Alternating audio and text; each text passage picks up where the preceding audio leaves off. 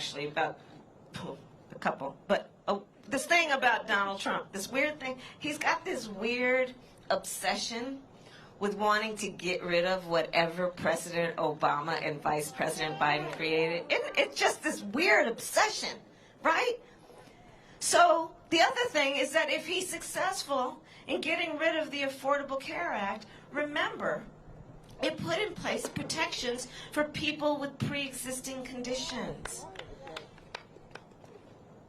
That alone is reason to know that he is incapable of being a president who will protect the well-being and health of the American people, and that's why he's got to go. We're looking at a situation, again, this pandemic has been an accelerator. We're looking at a situation where over 30 million Americans had to apply for unemployment insurance, many of whom, again, did not have paid sick leave, did not have paid family leave. And they're trying to push through a Supreme Court nominee in what I call an illegitimate process, because, by the way, we're not talking about election season. We're not talking about election year. We're talking about an election that is taking place right now where over 20 million Americans have voted, and the election will be over in 13 days, and the majority of the American people are saying, let the American people decide who will be their president. And then that is the person who should decide who will fill a lifetime appointment to the highest court in our land.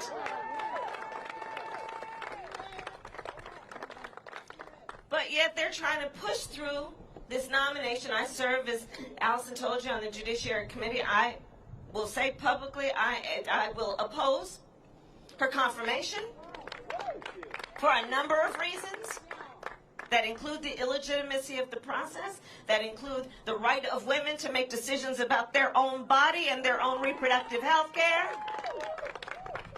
that include the need to maintain the Affordable Care Act. But they're pushing this thing through. Now, while there is a bill sitting on a desk that's been sitting there for 150 days called the HEROES Act, that would bring relief to all of these people who are suffering right now, who are in food lines for hours.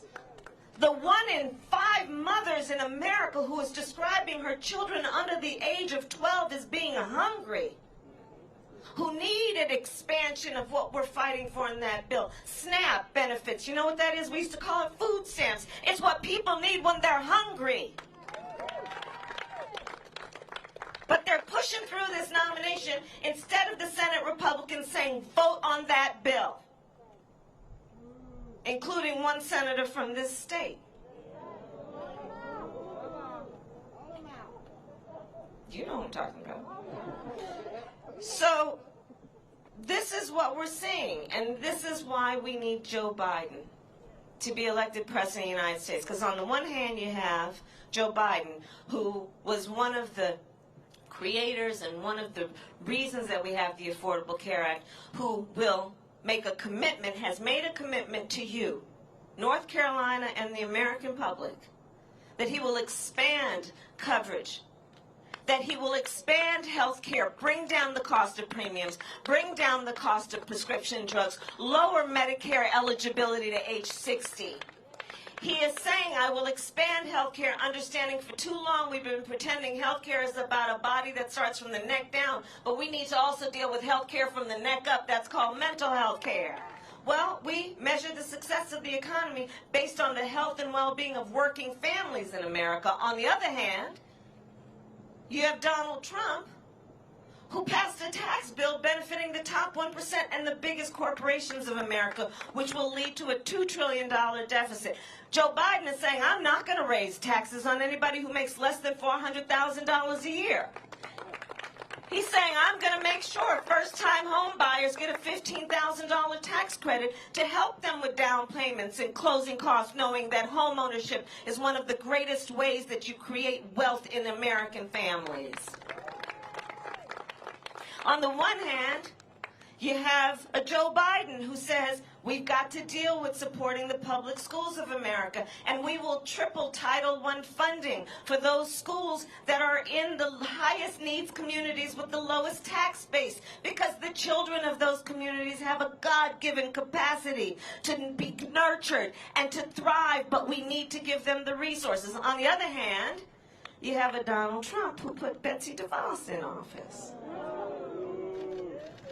On the one hand, you have a Donald Trump who has been rejecting science from day one, rejecting science on the issue of this climate crisis, which is threatening our very existence, rejecting science on the issue of this virus, and on the other hand, you have a Joe Biden who embraces science, who will be a leader, who says that the public health experts must guide the policy decisions we make on all of these issues that literally threaten the health and well-being of the American people.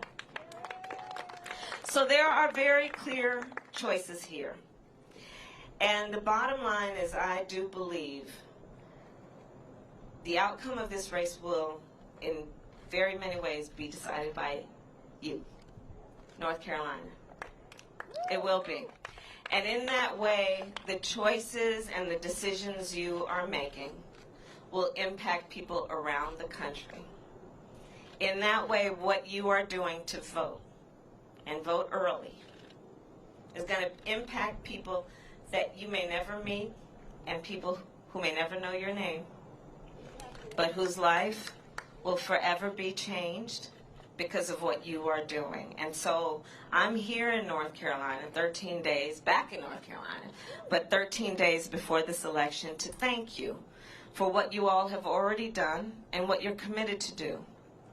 And this issue before us of who will be the next president of the United States has everything to do with fixing the problems, but it also has to do with restoring in our country what we know to be our highest ideals around unity, around bringing folks together,